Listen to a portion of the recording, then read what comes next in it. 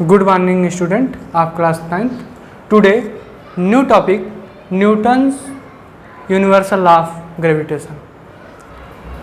Newton's universal law of gravitation में हम लोग देखेंगे कंसीडर एंड न्यूटन साहब ने क्या बताया था ये हम लोग जान लें कि यदि दो ऑब्जेक्ट होते हैं तो उनके बीच में ऑलवेज अट्रैक्शन फोर्स लगता है। ये हम लोग पहले ही पढ़ चुके हैं ग्रेविटेशनल फोर्स में।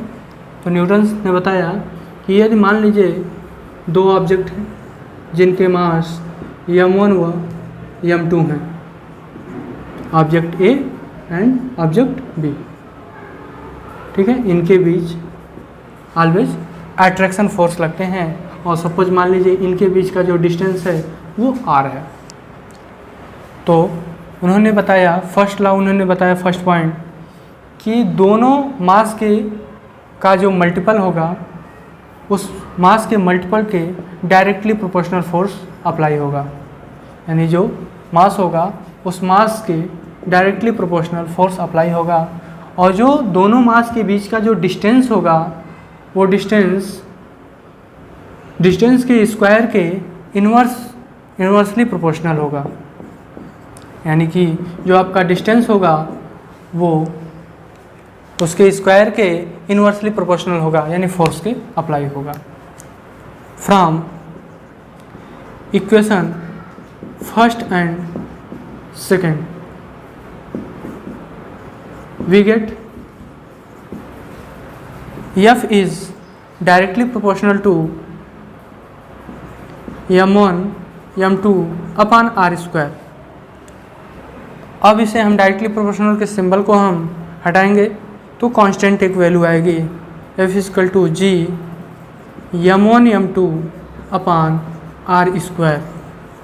This is our Newton's universal law of gravitation, where g is gravitational constant, where g is gravitational constant, the value of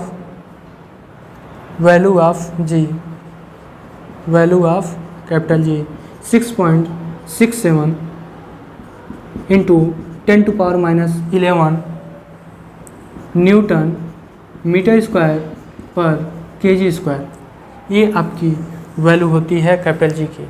और कैपिटल जी क्या होता है? ग्रेविटेशनल कांस्टेंट होता है। क्लियर? यानी कि पहले ध्यान दें कि जो फोर्स अप्लाई होते हैं दोनों मास के मल्टीपल के डायरेक्टली प्रोपोर्शनल फोर्स अप्लाई होता है, और जो उसका डिस्टेंस होता है उसके स्क्वायर के इन्वर्सली प्रोपोर्शनल फोर्स अप्लाई होता है। अगर इन दोनों इक्वेशंस को हम ऐड कर दें, मिला दें, तो आपका ये फार्मूला बनेगा F is directly proportional to m1 m2 upon r square. अब इस सिंबल को हम जब हटाते हैं, डायरेक्टली प्रोपोर्शनल के सिंबल को हटाएंगे तो कांस्टेंट आएगा, जो ये क्या हो जाएगा F equal to g m1 m2 upon r square, where g equal to gravitational constant. g की वैल्यू क्या होती है? 6.67 into 10 to power -11 newton metre square पर केजी स्क्वायर। Okay, clear.